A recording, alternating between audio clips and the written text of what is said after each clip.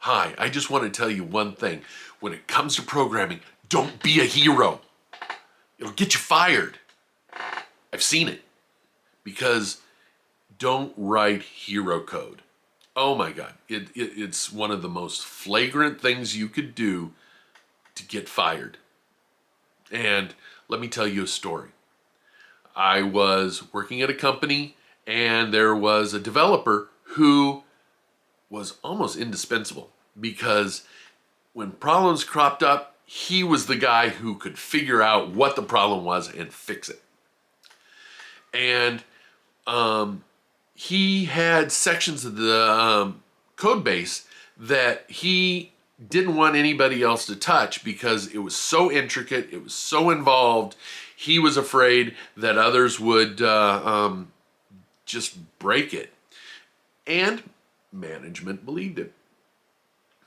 So it's now Christmas.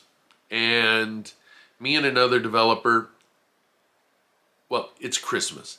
And in Christmas at the company we were working for, the time between Christmas and New Year's, if you didn't take off, you were just there to support things if something catastrophically broke.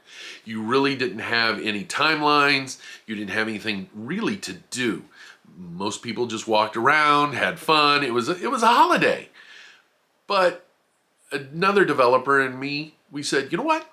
We have time. Let's take this code apart and find out exactly what it's doing. So we did. We took this big, huge mishmash statements that were incredibly hard to read. We formatted it and made it into a much more readable, understandable. It would still look like gobbledygook, but it was gobbledygook that we could now logically follow. And we started to trace the code. And it would pass around magic numbers, numbers that didn't really seem to mean anything. And we found out that if you passed in a number, it did a whole bunch of stuff, and then it passed the same number out.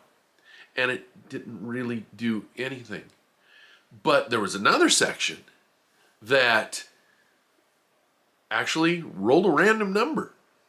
And if that random number between 1 and 100 was 37, let's say, I don't remember what the actual number was, it wrote a file to the disk. And then another section checked to see if that file exists. And if that file exists, fail. So if that file got created, then that program wouldn't run anymore until that file was deleted. So Mr. Hero would come in. See, I told you guys not to mess with that code because I know exactly what's going on. And he'd commit some code, pass it out to the production, go delete that file.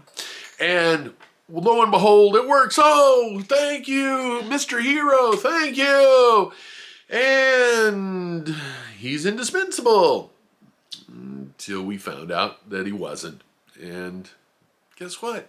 He was cleaning out his desk in a week.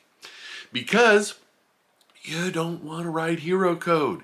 Don't make yourself a hero. Because it'll get you fired. So these are things you don't want to do.